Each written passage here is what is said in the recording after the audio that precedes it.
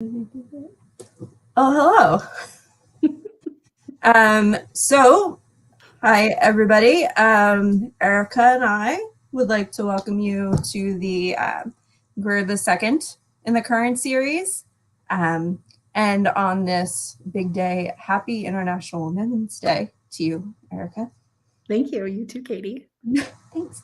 But thanks so much for joining us. I'm going to let Erica talk the entire time, which is awesome. A quick intro. My name is Caitie. I work for Orvis. Oddly enough, I'm in our campaign marketing team. So I worked with Orvis-Endorsed for a while, and I'm starting to do some work with our apparel side too. I've been lucky enough to be able to spend my time outside and fishing most of my life, fly fishing for quite a few, fly fishing very poorly for quite a few. I've been really excited to join Orvis because it gives me opportunities to meet awesome folks like Erica. Hi, thank you. It's really good to meet you, Caitie. So we're going to have a little bit of chat today. Erica is a guide with Willowfly Anglers, who are an Orvis-endorsed outfitter fly shop, one of our partners here. And we're going to learn a little more about Erica's experience as a guide and what that's like as a lady.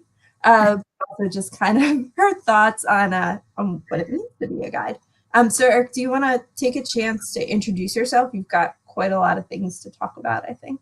Sure. Yeah. Thanks so much for having me. And it's really great to spend this time on, and, it happens to be International Women's Day. So I'm really excited to be here with y'all and to kind of talk about my guiding experience and any questions that you have. But for those of you that don't know me, my name is Erica Nelson. My pronouns are she and her. I live in Crested Butte, Colorado, which is historically and ancestrally in Ute territory. And I am a Orvis-endorsed fly fishing guide, as you had mentioned, here at Three Rivers Resort, also known as Willowfly Anglers. And that's in Almont, Colorado, which is a pretty awesome place to be. So there's some really great trout fishing here in the Rockies. And I'm also a whitewater guide, a brown folks fishing ambassador. And I also host a podcast called the Awkward Angler Podcast. And that's just an authentic series talking about fly fishing, social justice, and storytelling with folks in the outdoor industry. I'm also a co-founder of Real Consulting. So we guide organizations and individuals towards racial equity and inclusion. And I'm also the co-founder of the Angling for All Pledge, which Orvis was the first to sign. So I'm really stoked to be here with y'all and spend some time and just chatting. Awesome. I will learn to use the mute and unmute button better as time goes on, I promise. Thanks for giving us a rundown on your background. I've followed you around in the shadows a little bit with some of the work that you've done with Orvis and the gang here, but also kind of on social media and stuff. And then in the intro, I would just like to say I really appreciate the levity and what you bring to fly fishing and kind of that experience of yours. With that in mind, I think those of us that have been fishing for a while kind of have this understanding of what a guide is, right? Most of us look forward to the time where we can spend some money and get some help and tips and check out some new water. What for you is the role of a guide? Someone that's been a guide on the whitewater rafting side, right? Yeah. And also now in the fly fishing space. Yeah, I've been outdoor guiding for over 10 years in various aspects. Whitewater is something that I like to kind of keep up with. And, I've done backpacking trips and skiing, coaching and rock climbing instructing. And it's been really fun. So I thought I'd add fly fishing to the list. And I just started last year. So I'm still new, but I've been guiding in the outdoor space for a while. And I would say the biggest things for me, and this is in no specific order because I think they're all important. And I think the biggest thing is having fun. I think if you're guiding, it needs to be fun. I've seen a lot of guides run out of that. And so how are we actually making the most of our day together with client and a guide? I would also say the other thing is keeping people safe is really important. And I think that's extremely important, especially in the water. And, a guide is also a coach and your biggest cheerleader. I'd say it's really kind of wanting the best for you and whatever your goals are. I'd say communicate with your guide and whatever you want to do when you're getting out in the water, and we'll try to make the best of checking off those boxes on your goals and really just kind of your biggest enthusiast of the day. And then I'd say the last role is an educator. I think it's really important for guides to really consider educating clients on conservation, on different etiquette, our natural history, and also access when it comes to knowing restrictions or water rights or access and private lands, and kind of all that stuff is kind of meshed into that. So I'd say those are kind of the biggest components on guiding. I mean, that feels like a lot of really big components, and a lot of information that's kind of hard to find on your own, or you don't even know to look for sometimes, right? Yeah, I'd say so. I mean, it's kind of, I'm a self-taught angler, so it took me a little while to figure out water boundaries. While I was guiding backpacking trips, I'd go on, week-long trips to 30-day trips, and we really had to know how to read a map and know our boundaries. And I think really just kind of understanding water is a little bit different. Water rates and different things is quite interesting. Yes. Yeah, it's just kind of some things you need to immerse yourself in. I have a puppy that's going to yell a little bit at time, so I apologize. Kind of a little bit of an off-the-cuff question, but do you have a couple favorite? You had mentioned teaching, right? And that's such a big part. Do you have a couple favorite teaching moments that you can think of, whether it was with a specific client or like overarching? I really like to be able to share this information that come to mind. Yeah, I'm just so excited to, sometimes it feels like I just want to bestow all this knowledge on somebody and I get really stoked on that. But I think it's just kind of taking it step by step. And, I start with kind of a Q&A of, on the way to the river of, what's your experience like? And what are you hoping to get out of today? So I think it's just kind of whatever you want to, as a person that is hiring a guide, what you really want to get out of the day. And typically most of the clients come to me looking for different techniques. It's not necessarily let's go to the water and catch the biggest fish. It's usually, hey, like I've been kind of working through this process, and perhaps it's mostly casting techniques.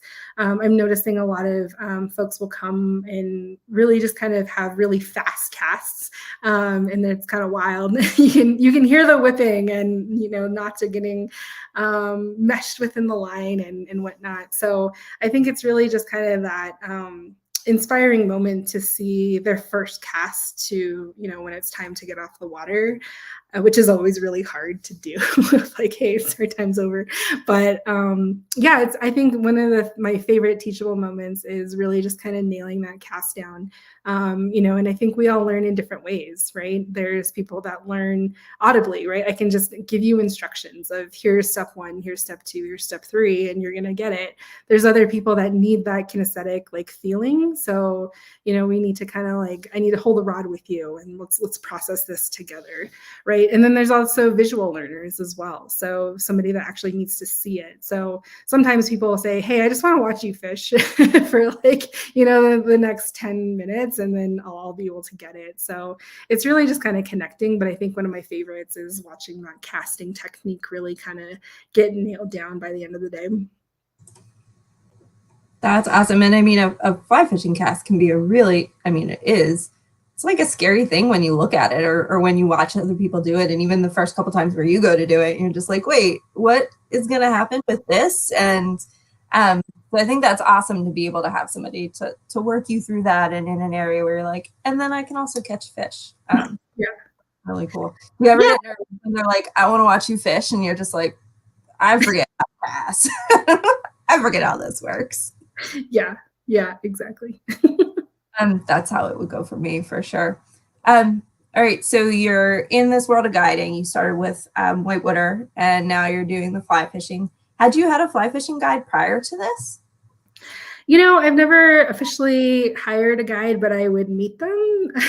It's kind of, they've helped me get into fishing. I would meet folks on social media or different platforms and, would express that they are guides. And, but, I didn't want to pressure them to like teach me on their day off. And so it's been super casual for the most part. And just kind of, people are so different. People have their own technique, their own style. And then if you move to a different region, it's completely different. You know, even a section of water, the same river, but, you know, you're changing elevation is so different. So I'd say exploring and meeting different people and really getting to know their area has been a pretty awesome experience for the most part. So not formally, but I've learned a lot from fishing with a lot of different people. Did any of those experiences kind of influence your career trajectory, would you say, or does it just kind of feel like a holistic thing? You know, that's an interesting anecdote to what I just said, because I would say I would hear that somebody was a guide and we're like in a space to learn. However, I've noticed some things like were a little awkward. Maybe short tempers would come out, ego or competition. I've also noticed in the guiding space, in my observation before coming a guide, was a lot of waste when it comes to like plastics. Mansplaining is a thing in the guide industry as well. But I would say I just wanted to go have fun. I really wanted to learn. I just wanted to gain more technical skills. I crave constructive feedback. And so with the intention to be a better angler. And I think that's also part of being a guide, is having that perspective of, you know, patience and being calm and being able to instruct folks on a different levels, but also maintain some type of composure and professionalism is extremely important, while also looking at our impact as well. You know, how are we teaching folks to be more conservationalists when it comes to, you know, am I going to buy a pack of water or am I going to encourage them to bring a water bottle, right? And just kind of things like that, especially when it comes to like different water restrictions as well, and different areas of conservation. I think it's really important to bring to the space.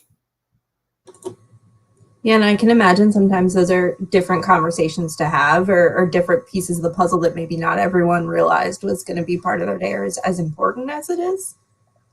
Yeah, I'd say so. Like I would say maybe historically and even currently today, it's this mindset of like, get to the water, catch the biggest fish, catch as many fish as you can, and then leave.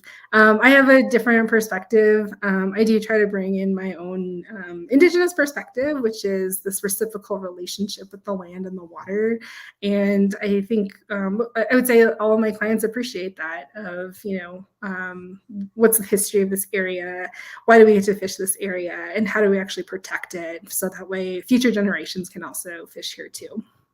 Yeah, that's awesome. And thinking about that too. So if folks are coming to hiring a guide, working with a guide, I'm kind of trying to find, it's almost like you're finding the right guide for you. It is, you know, does this match personality wise, or what my goal is and what their goal is? I mean, do you have any, two sides? One, do you have any like personal experiences with that where you feel like, you know, how you make sure that works? And I guess secondarily, do you have any suggestions for folks for how maybe they can figure out what kind of guide, or can get that level of detail while they're trying to choose a guide to go out with? You know, it's kind of difficult. I'd say the standard industry as it is today, you're gonna probably get a professional guide that knows their stuff. And if you're looking for like a niche guide, you know, maybe a woman of color, or someone that is LGBTQ plus friendly, you know, or looking at different identities, I'd say that's been an interesting journey of what I've been trying to create in this space. And so I work with a lot of clients that request me specifically, because I'm open to all identities. And I think that is something that's still kind of in conversation in the industry as a whole. So, Yeah. you know, in the guide space, it's always been traditional in the sense that you hire a guide, you do the thing, you catch a lot of fish, you have a great day, which there's nothing absolutely wrong with that. And I think that that's wonderful. And there's a lot of amazing Orvis-Endorsed guides out there. I work with a wonderful staff and team at Willowfly Anglers, but I also think if you're looking for that niche person, the only advice that I have right now is to leverage social media. It's kind of how I've built my own community and how I've been able to find clients that want to fish with me. And so it's using different hashtags. I never saw the value in just searching hashtags or using hashtags or networking on social media of, hey, do you know somebody in this area? I'm going to go visit XYZ state. Who do you know? And the person on the other line might not know, but it does create community and it does create a network.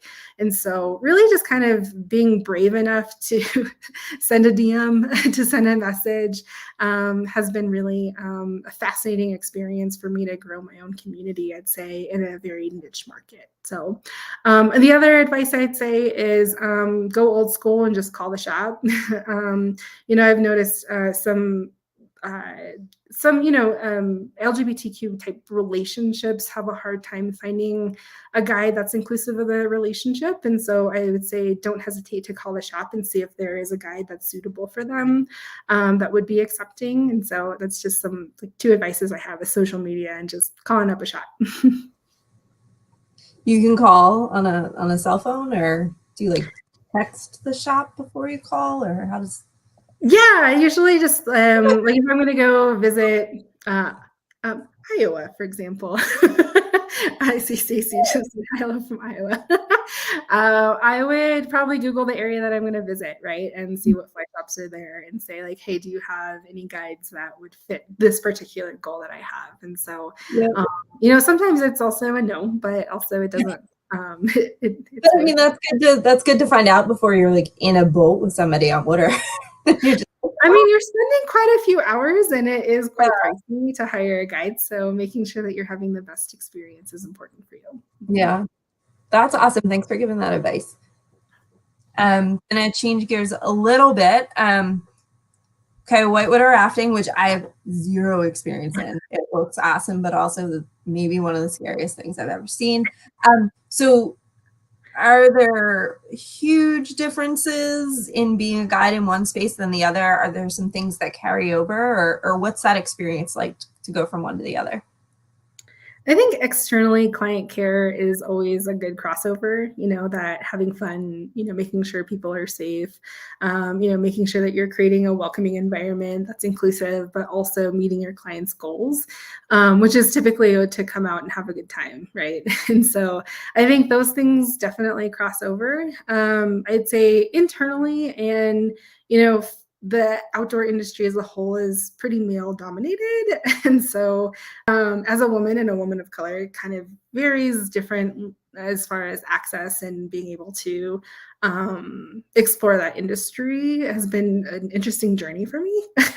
I'd say kind of just stepping out beside that, I'd say whitewater is definitely more group oriented, making sure that you're looking out for your fellow teammates. You're piling anywhere from 4 to 8 people on a boat and a raft and going down some gnarly rapids. And so making sure that everyone is safe. So you're kind of clustered in a pod versus fly fishing is very much, you don't want to see anybody. You don't want to, you kind of racing to the boat ramp, if you will. And I'd say the communication is definitely different. Whitewater, there's a lot of communication versus one thing that I noticed about fly fishing industry was it's very siloed. It's very much competitive. And, but I'd say the biggest overall thing that I've been able to connect with in whitewater is finding some really awesome whitewater female mentors.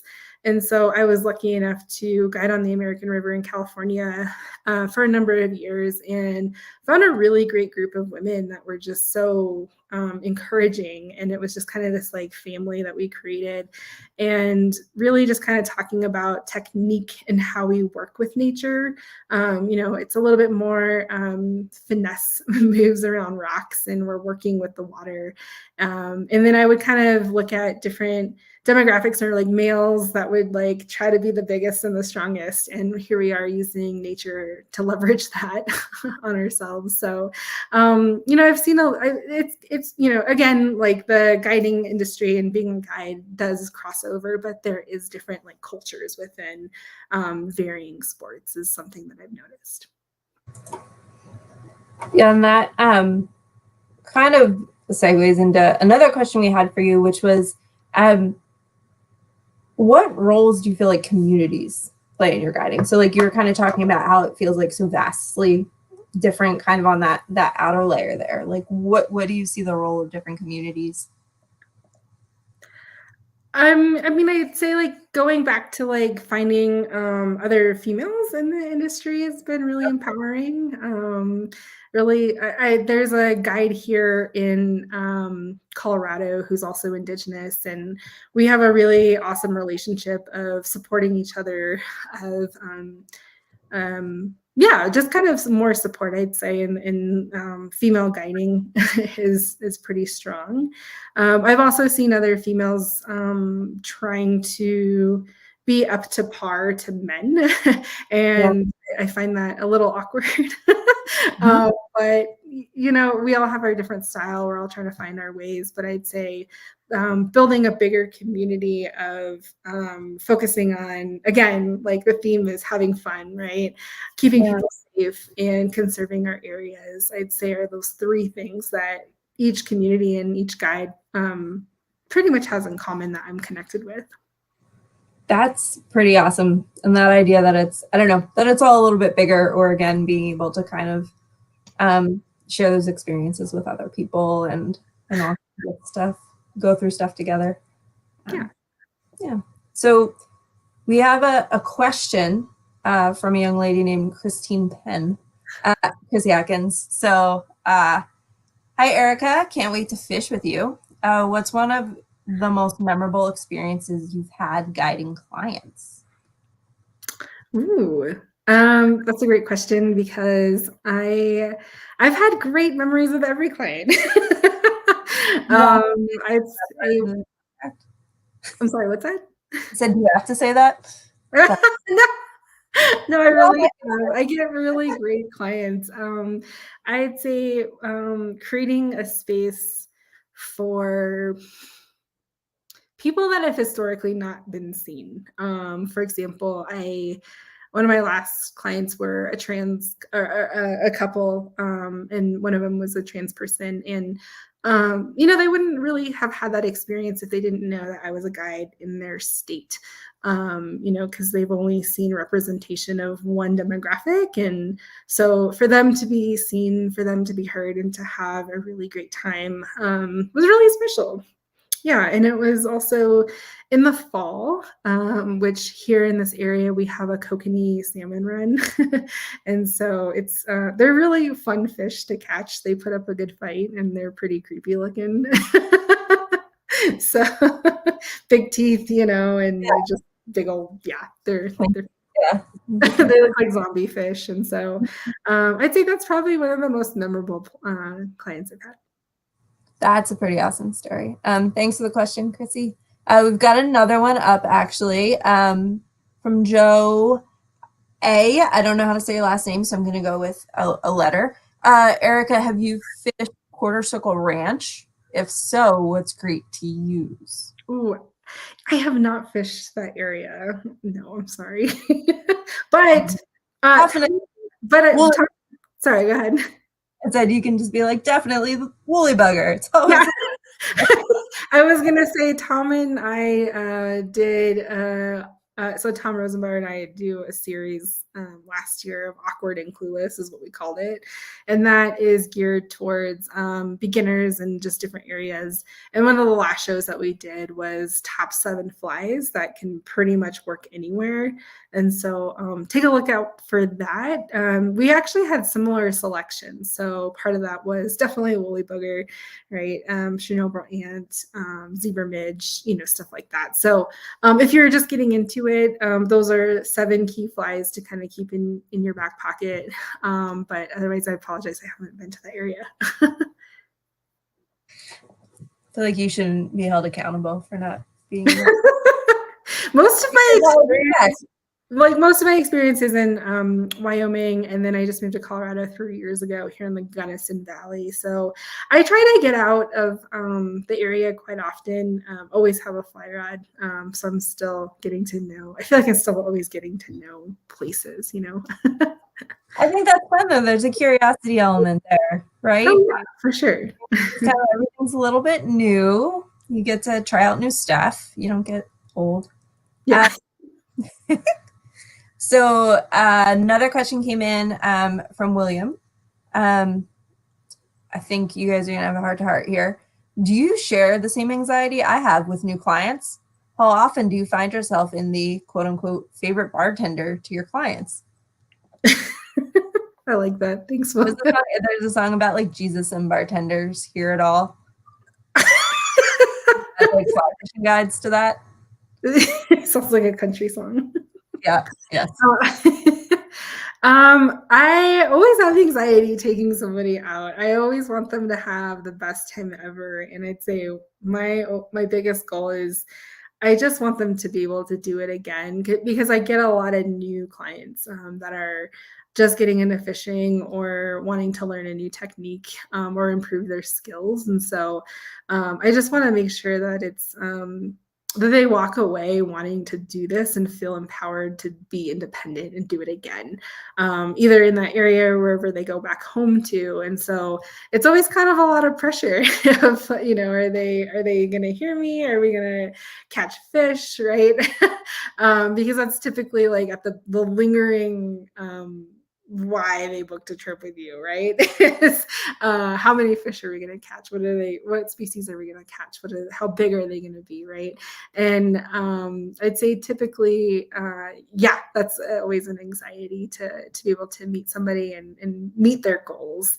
It's that pressure, I guess. But I've always had a really fun time with people, and being able to just get to know folks on a very human level and, hear where they're from and hear their life stories. And I'm a very curious person, so I probably have a lot of questions for folks when we're out on the water.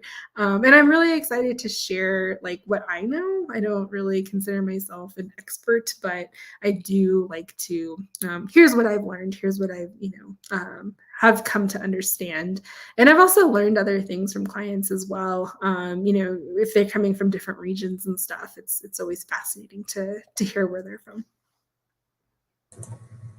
Yeah, for sure. And I just feels like that situation wherein you're with someone that's, again, curiosity is the lead there, right?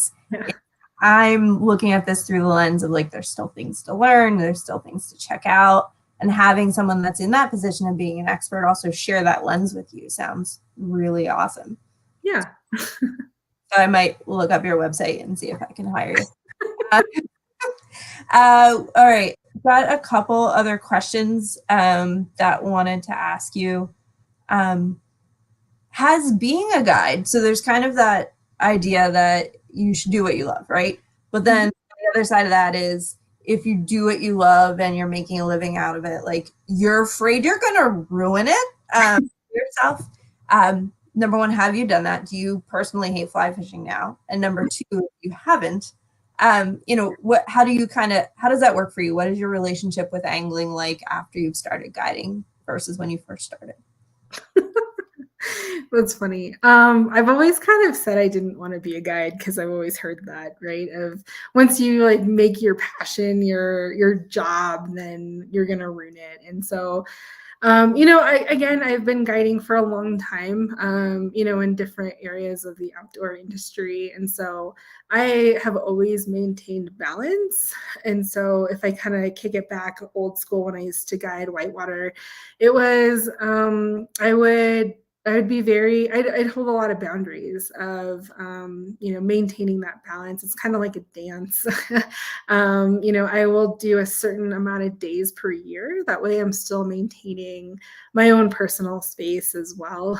And so I've done that again this year of having a set schedule of when I'm available to guide. But I find it necessary to be able to do on my own because I'm passionate about both. I really want to get more people into fly fishing, as many people as I can. It is very fun and awesome. But at the same time, I do need to have a little bit of boundaries around that. And so again, it's a delicate dance for sure. I'm typically really flexible of taking anybody out. But at the same time, it is kind of this it's a sacred place, and I'm sure that we know that as anglers. It's almost an escape sometimes, right? And so it's kind of like a therapist needing therapy. You do have to kind of like maintain your own self. And I say that in a very privileged way because I don't have to rely on guiding as a full-time job. So I'm not saying that is accessible for everybody, but that is something that I have been able to approach this sport with, is having some boundaries. So yes, I still love fishing. Yes, I still love guiding. I think facilitation and teaching and being an educator is always going to be a passion, and I've been able to maintain that balance for quite a number of years. That's awesome to hear, because it would be a bummer if we did this interview. That would be a bummer. Take all my gear. There is a question from Mary Beth. Hey, Erica. Do you have any suggestions on what a new angler can do to prepare for their first guided trip? Ooh, so Tom and I did a podcast on that very question. So I would encourage you to look at the Orvis Fly Fishing podcast with Tom Rosenbauer. It's Finding the Right Guide. And we talk about how to prepare. So a lot of that is just kind of really outlining goals of what you want to do. What are some things that you want to accomplish on the water? Are you working on technique? Are you looking for trophy fish? Right? Are you wanting to spend a full day? Do you want to walk weight or do you want to float? And so there's different aspects of really it's up to the client and it's up to the guide to deliver on client goals. And so really I would put that back and empower you to kind of control that situation if you can, what you want to do, and communicating that with your guide. And then I'd say starting there is a good point to launch that. I think that's such great thought process, and like that advice of you're allowed to kind of make requests or at least be cognizant or self-aware enough to understand what it is you're looking for to get out of the day, because it's hard for you. It's hard to have good expectations with another human being, right? If you can't, you might be out for learning how to cast, and they think you just want to be put on fish, so they're going to keep you, running through the same spot where you're just flipping. And so I think that's really great. And I imagine a lot of people don't go into it with that level of like, oh, how should I set this up? I mean, I've been with clients that do just want to get on fish, right? And so we're constantly moving, and I will take them to an area where they can do that, right? But if someone's just beginning and they want to work on their cast, whether that's a roll cast or a back cast, I'll find a place that's pretty diverse, that way we can practice both, and give honest and constructive feedback. And I think that's part of my style. And so I think that's what I really try to draw out when I first meet people is, hey, what do you want to do today? Like, what's your goals? And, you're paying for this trip. And so it's really kind of in your hands to be able to control that to some degree. Yeah, that's awesome. I guess on the flip side of the coin-ish, a question that we've got from Jacob, mentioned some of the best experiences as a guide, and he does acknowledge that maybe we might go to a dark place with this, but What is the worst experience you've had with a client? Not asking you to name drag specifically or drop like social media handles anywhere, but what did you have a really bad experience? What did that look like? And maybe what should clients know before a trip as far as client and guide etiquette is concerned? Yeah, I haven't really had any negative experiences, thankfully. They've all been really fun. I like to, again, relate on a human level of where people are. And, no matter your background or whatnot, I've always been able to connect with folks. And so I would say some signs of a bad guide is not looking out for your safety, is not prioritizing your goals, is not communicating very well. I like to kind of talk through what I'm doing, and again, I'm always in a space of transferring knowledge and being an educator. And so I'd say if you're feeling like there's any like ego or competitiveness on the water, I'd say those are some pretty significant red flags. Again, kind of going back to the, are we having fun, right? Do I feel safe? And am I learning things, right? So I'd say it's just ego competition is always kind of a red flag for me. And I do notice that in the guide space, unfortunately, that it's something I have to kind of combat. But luckily, I have not had that experience on having a client bring that into the space. It's good to hear that that's been your experience there. And it feels like some of your setup towards open communication probably helps either suss that out pretty quick or kind of figure out your footing. I mean, I guess like, okay, so now I've like probably been with maybe one or two people that really get tunnel visioned into, their hook set might not be on par, and then they become immersed in this, like, I have to catch a fish. And it's always, as a guide, like resetting and reframing and really just kind of focusing on technique again is kind of the space that I like to put clients back of, like, hey, this is supposed to be fun, remember? And, let's just take a deep breath, let's take a break. And kind of recognizing that frustration in clients is also a skill that guides need to have. Do you ever keep like sweet snacks or candies on board just to be like, I want you to take this, I want you to enjoy this, like whatever bar for a minute? I learned that a long time ago when I was a ski instructor, of always having like goldfish and gummy worms. so let's get to this spot and we'll have a snack. But of course, snacks are good. Sorry, what's that? I said, how appropriate for fishing to have worms and fish on your boat. Exactly. A question from Ben. Are your fishing clients usually interested about the indigenous history of the waters you fish? And what do you want them to take away from such discussions? That's an awesome question. That is. Thanks, Ben.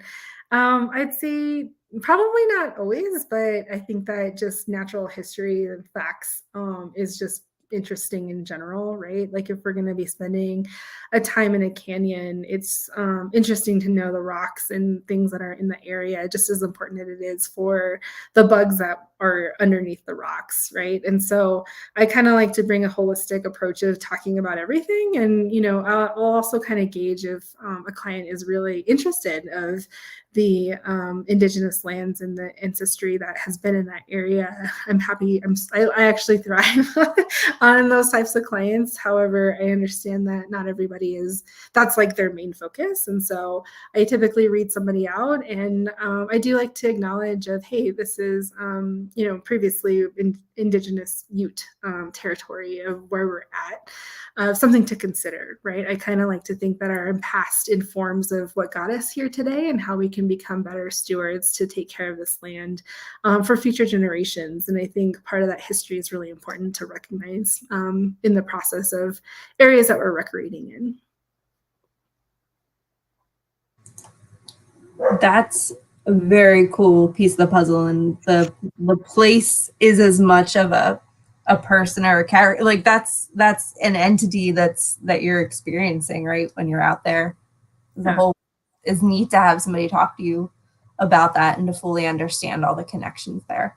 Yeah, I mean, I'm an Indigenous woman, and so I do find that fascinating to not only understand my own history and my own culture, but that's also kind of something that's been on topics lately as far as our national discourse of racial equity, but also kind of looking at our history of how we got here. So I do find that important to bring up. And then again, right, if a client's goal is to like, hey, I just want to get them fish, let's just go.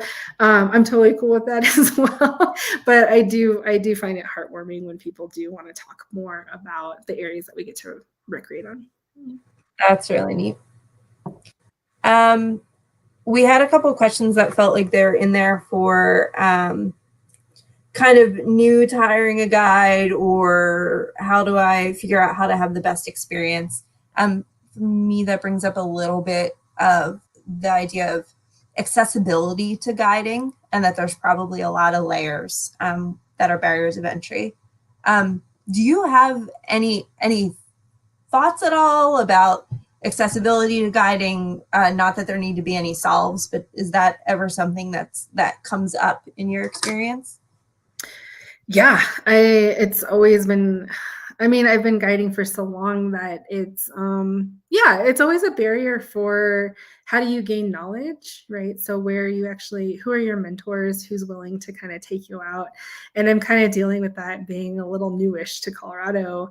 It's it's kind of a culture of you need to kind of earn your guiding techniques and learn the area through trial and error. At the same time, like, how do we as a community and industry support one another and provide that space for mentorship? And so I'd say mentorship has been really important, but it's not always accessible. So really finding somebody that is seasoned, is patient, is willing to share and source information, right? Because we always have this thought of that's my spot, right? And once I share this, it's going to be exploited or put on social media or geotagged, etc. And so I think that that's also kind of like a balance and a dance, and I'm willing to have that conversation. However, it's not always the most comfortable in that can be a barrier for sure of just transfer of knowledge. And how do we create younger guides, new guides, right? More women, and getting them into the space of how are we actually providing and transferring and bestowing this knowledge, so that way we can create more access for people that have historically not been in the space. And then there's also financials, right? And so I personally chose to go to a guide school that was not cheap. And so luckily had different support systems for that. And not everybody has that. And so being able to pay for this training and this education, if you can't find a mentor, right? So that is like another source of a barrier of not only the knowledge and the education, but also the gear, right? And we do find as guides, we do provide all the flies, we provide the rods, we provide everything. So if a client were to break a rod, that's money out of our pocket that we have to pay for. And not to put that on the client, but like that is a barrier, right, that we kind of have to pick up, of being able to provide all of this supplies for folks to be able to have a great day on the water. Some guides also have to provide lunch or drinks or water, etc. And so if this is your main source of income, it's a lot. And it's physically a lot as well. And so, you're out in the sun, and it's a lot of compassion, it's a lot of empathy, it's a lot of connecting with folks. And it's just, it's a lot, but it's totally worth it for sure. But those are just kind of some things that can stand in the way. I kind of wanted to count up how many times you use the word a lot as you were describing stuff, because I was just like, it's a lot is what it is. And I mean that, I know you talked to the fact that you set up boundaries and you're very thoughtful about that, and you're in a position where you can do that, right? I think being thoughtful about guides and that work in general is something, I mean, to your point, you're always on, you're managing people and their expectations, and then you have expectations for how the day is going to go. physical labor, and I mean that's a lot of a lot. So I'm from being lucky and being able to work with awesome guides, just as a client, having that like thoughtfulness of what all goes into that day. What is can I ask that? We didn't discuss that beforehand. Do you have like what a typical day for you guiding looks like, or is it always different depending on who you're working with or where you're going? It's pretty much the same-ish. I'd say the personalities vary, right? The conditions vary, but it's pretty routine of meeting clients and figuring out what their goals are, going over the day, and from then I'm able to kind of plan where to take them. And so if we're looking for big water or small stream fishing or still water, or we want to do a float trip, so it really just kind of depends on those aspects. But for the most part, it's just introducing them to the area if they're not from here, and just kind of communicating throughout the day and checking in and looking for cues of fatigue or hunger, and just kind of when there's a time to be able to step in, and there's also a time to kind of step away, and people just like their time on the water. But I'd say for the most part, it's pretty standard, it's pretty routine. But I'd say the elements and just personalities kind of take over, which is fun. Yeah, mentioned it a couple times. Are you an on the river snacker? Do you have food? We know you're in goldfish and anything else on your boat or in your waders? For sure, fried chicken. Wait, say this again. Fried chicken. It's always like the best river snack. Really? Do you like make sure the scent gets on the lines? Kind of like old school golf. Not just to eat, but no, I'd say that's always such a great meal. I've never had fried chicken on the water. What? It's insane. Okay. Thank you. Just keeping things fun, just whatever folks want to bring as well. I'm totally open to that. So, yeah. I'm sorry, I can't wrap my head around fried chicken on the water. So, yeah.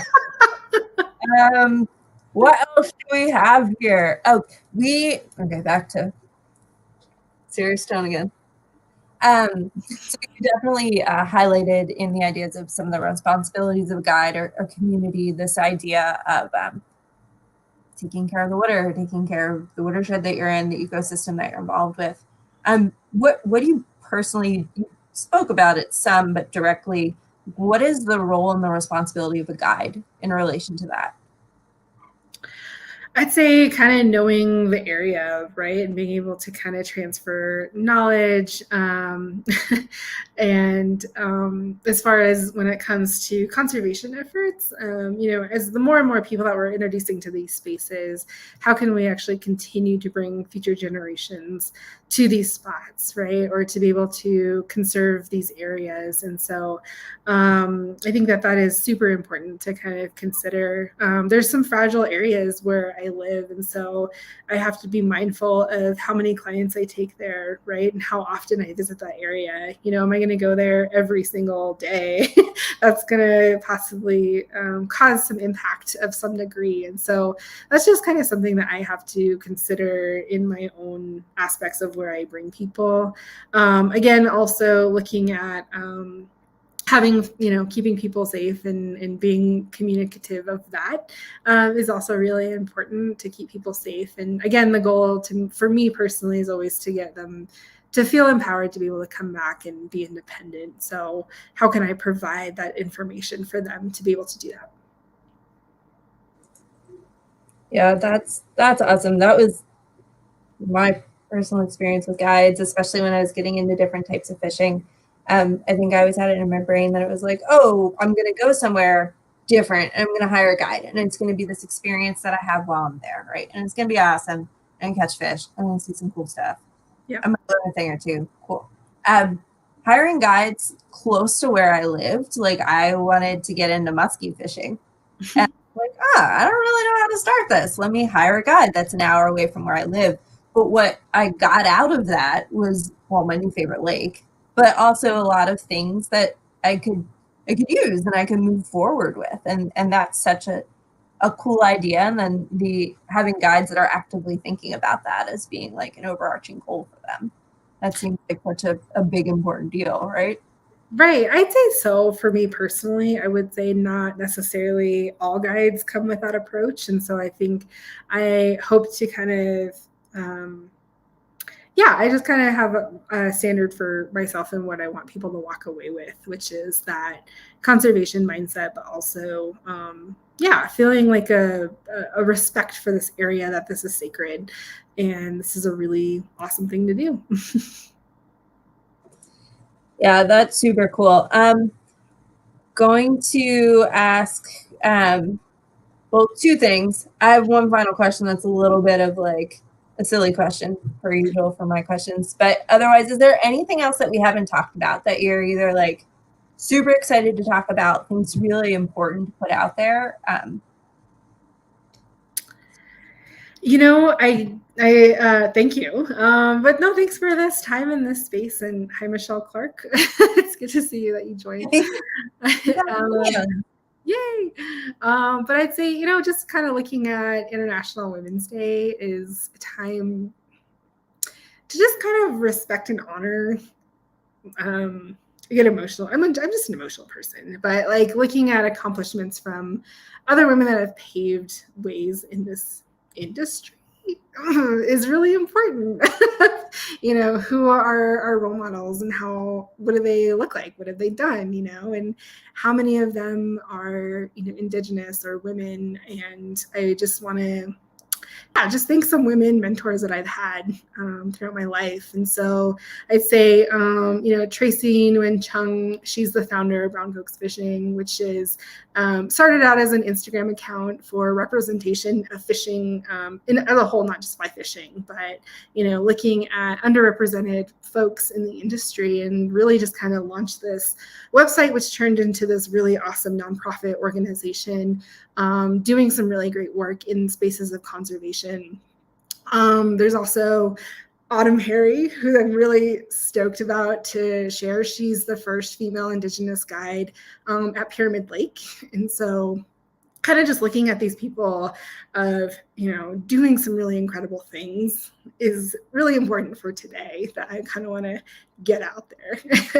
Looking at different role models, looking at different guides, look who's being represented in this industry and how we can kind of either change it or just continuing to add to that list. So take some time to really thank your mentors and other women doing awesome stuff in this industry. They're out there. Well, thank you for doing what you're doing and giving us some of your time, since you wear a million hats.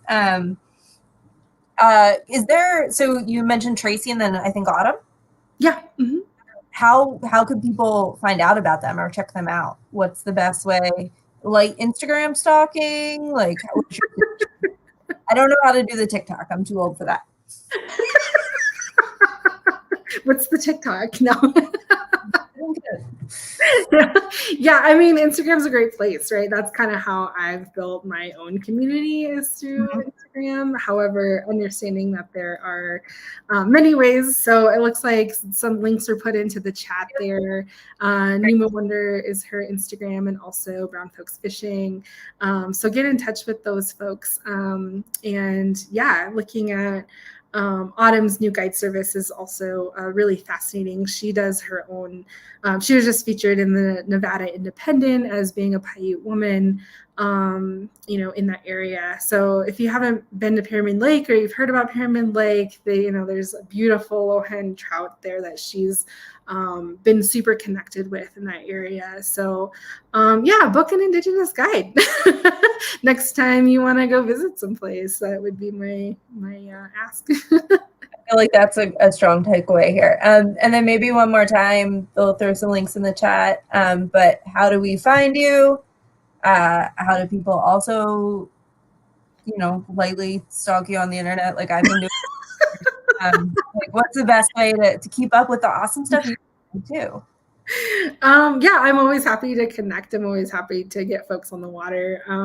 My Instagram handle's at Awkward Angler, and the name is twofold. It's kind of talking about different things about representation and social justice of our national discourse, but also, it's awkward sometimes to learn how to fly fish. We often find ourselves in more knots or in trees, and so that is normal. I always like to say when people get caught up in a wasp nest, right, in their line, I'm like, okay, now we're fishing.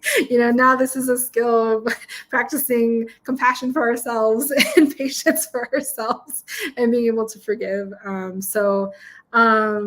Yeah, I'd say feel free to reach out. My email is also awkwardangler@gmail.com. I'm happy to see if we can meet up to book a trip, or I'm doing a lot of travel coming up as well, and I always like to book extra days. So let me know where you're at, and maybe you can show me around where you like to fish.